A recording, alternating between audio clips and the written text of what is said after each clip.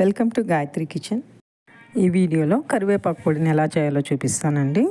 Video నచ్చినట్లయితే like చేసి share చేసి సబ్స్క్రైబ్ చేసుకోండి. ఈ కరివేపాకు పొడిని వేడివేడి అన్నంలో నెయ్యి వేసుకొని తింటే చాలా బాగుంటుందండి. ఈ కరివేపాకులో ఐరన్, కాల్షియం లాంటి పోషకాలు చాలా ఉన్నందువలన మనం మన డైట్లో కరివేపాకుని ఇంక్లూడ్ చేసుకుంటే మన ఆరోగ్యానికి చాలా మేలు చేస్తుందండి. ఇక ప్రాసెస్లోకి వెళ్ళిపోదామండి. ముందుగా స్టవ్ మీద ప్యాన్ పెట్టుకుని అందులోకి 2 టీ స్పూన్ల ఆయిల్ వేసుకోవాలి. ఆయిల్ వేసుకున్నాక ఇందులోకి 2 టీ స్పూన్ల శనగపప్పు, 3 టీ స్పూన్ల ఉద్దిపప్పు వేసుకుని దోరగా వేయించుకోవాలి. స్టవ్ను లో ఫ్లేమ్లో పెట్టుకునే వేయించుకోవాలండి.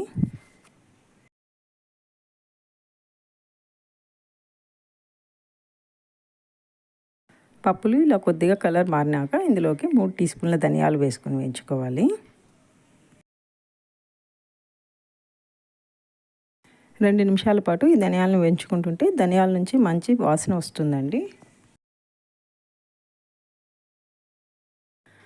పప్పులు, ధనియాలు ఇలా దోరగా వేగినాక లేదా రంగు మారుతూ ఉన్నప్పుడు ఇందులోకి ఎండుమిర్చి ఒక 20 వేసుకోవాలండి.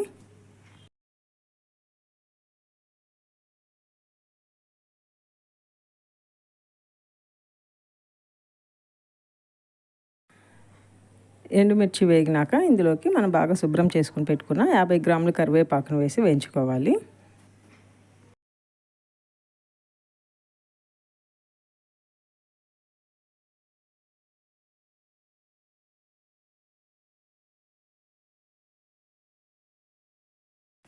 కరివేపాకు బాగా క్రిస్పీగా వేయించుకున్నాక ఇందులోకి 1 స్పూన్ జీలకర్ర కూడా వేసుకోవాలండి. జీలకర్రను వేసాక 1 నిమిషం పాటు వేయించుకోవాలి, లేదా జీలకర్ర చిటపటమనేంత వరకు వేయించుకొని స్టవ్ ఆఫ్ చేసుకోవాలండి. స్టవ్ ఆఫ్ చేసుకుని వీటినన్నిటిని బాగా చల్లారి పెట్టుకోవాలండి.